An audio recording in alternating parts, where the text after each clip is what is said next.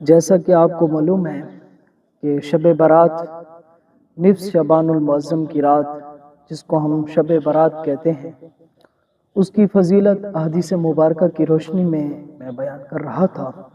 اس میں آج خصوصاً سنن ابن ماجہ شریف کی کتاب ہے، اس کے اندر بھی باب ہے، باب ما جاء فی لیلۃ النصف من شعبان، شعبان المعظم کی 15ویں کی رات کی فضیلت کے حوالے سے باب بندہ ہے۔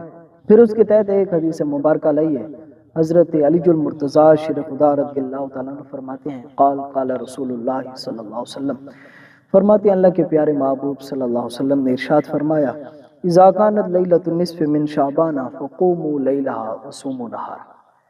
کریم نے فرمایا کہ جب شعبان المعظم کی 15ویں کی رات آئے، فرمایا پھر اس کی رات کے اندر آپ کو چاہیے کہ آپ نے قیام کرنا ہے، عبادت کرنی ہے، رب کے ہاں نوافل ادا کرنی ہے، ذکر اذکار کرتے رہنا ہے، وصوم نہارا، اور اس کے اگلے دن جو ہے آپ نے روزہ رکھنا ہے۔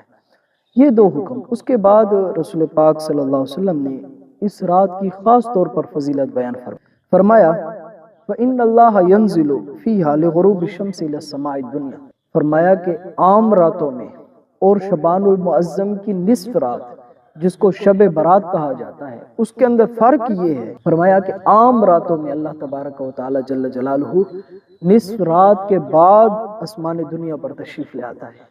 فرمایا کہ شب برات کی رات کی یہ فضیلت ہے کہ جیسے 14 شعبان المعظم کا سورج غروب ہوتا ہے، سورج غروب ہوتے ہی رب کریم اپنی شان کے لائق آسمان دنیا پر تشریف لے آتا ہے، اور رب کریم کی طرف سے یہ اعلان ہوتے ہیں، فَيَقُولُ لَهَا أَلَا مِن مُسْتَغْفِرٍ فَأَغْفِرَ لَهُ۔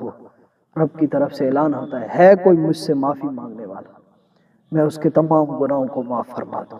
اور پھر اعلان ہوتا ہے کوئی بے روزگار جو رزق طلب کرنے والا ہو، میں اس کو رزق سے مالا مال کر دوں۔ اور یہ بھی اعلان ہوتا ہے کوئی مشکل کے اندر، پریشانی کے اندر مبتلا، وہ مجھ سے دعا مانگے، آج کی رات میں اس کی دعا کو قبول فرما دوں۔ اسی طرح اعلان ہوتے رہتے ہیں پوری رات، حتیٰ تطلع الفجر، یہاں تک کہ صبح جو ہے وہ طلوع ہو جاتی ہے۔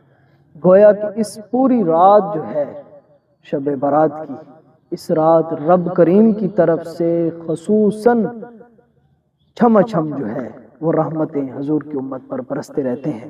تو ہمیں چاہیے کہ اس رات کثرت کے ساتھ عبادت کریں اور رب کے حضور نوافل ادا کریں، رب سے معافی طلب کریں۔